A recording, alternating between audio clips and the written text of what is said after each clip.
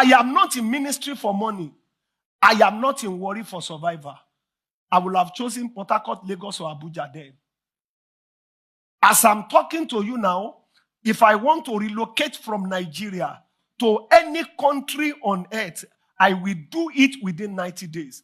I will buy land, buy house, and settle down there. I am not pursuing survival. Is your life built on what to eat, what to wear? I don't know why you are silent and you are just... There are a lot of people listening to me now. All your life, if I can just buy a Venza, a GLK, buy one GLK for my wife, get one Venza, yes, go to Dubai with my 2 children and my wife. What is that? Listen. 3 consequences of survival. 3 things that will happen to you as you pursue what to eat, what to answer. You will condescend. You will marry who you shouldn't marry. You know, I've seen things as a pastor. I've seen things. Women accommodate abuse as long as the man has money.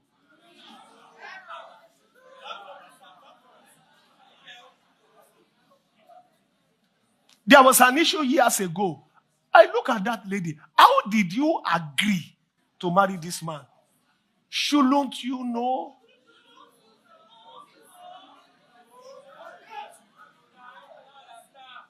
He's a hijacker of vessels. He's a hijacker of vessels. They killed him on the high seas. It was a major news in Nigeria. He built a house for you, built a house for your mother. What are you people? So is that all that your life is all about? Is life about clothes to wear, house to live in? There are some of you now. All you just need to do, young girl, in around AJ, around whatever, around ShopRite, around my son there, make roasted or something. It's just to see Lexus 330 reverse. And the boy winds down. Hi, call I need. Listen to me. What is the trap of capitalism? Deprivation. Deprivation. If you are raised in a deprived way, deprivation. Even situations that AC is luxury. AC is luxury. It is the trap of capitalism to enslave them, deprive them of basics of life. Basics of life. If you can break free from it, that your life is not about clothes to wear, food to eat, sir, you have registered for the higher life. Let me just start from the beginning, right? I think that I totally understand what the man of God, the pastor, Korede Komaiya, was saying. And his whole emphasis on the being too materialistic. I get that. Our society has become too vain in such a way that people are willing to do whatever it takes to get something for themselves. And people are not really ready to think through things before they do them. That is true. That is true. And one of the best ways to control a people is to deprive them of basic need. That is true. But what I couldn't really understand was the fact that he was preaching all this while still being as materialistic as possible. What about all the money he collects from people in his church?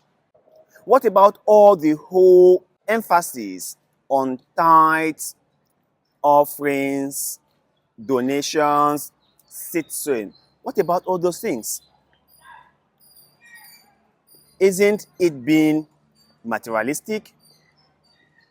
And I'm sure he has one of the best cars of all time. Oh, and even before I forget, he himself said in a video that they bought Papa Bishop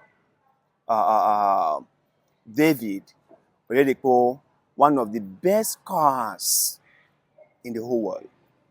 That they came together, I think 3 or 4 of them, if I'm not mistaken, came together and bought a very, very expensive car for David Korede Komaiya. And I was really like confused why they thought such a move was necessary. I was confused because someone like David Korede Komaiya has like so many cars already. I think at this moment in his life, cars are not his problem because he has more than enough cars already. So why buy more for him?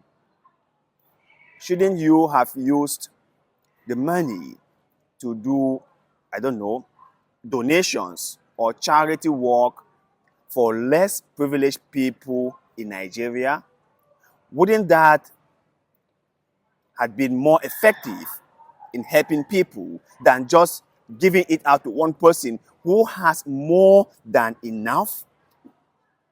But then again, I remember it wasn't just about giving Bishop David Korede Komaiya a car, but rather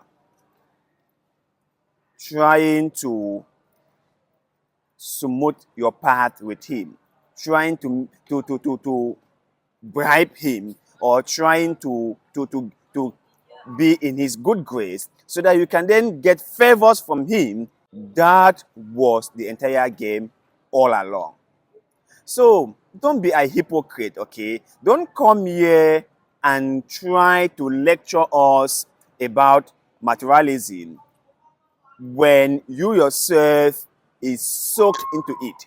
Don't come here and try to tell us that we are being too vain, we are being too shallow when we think about things that will benefit us.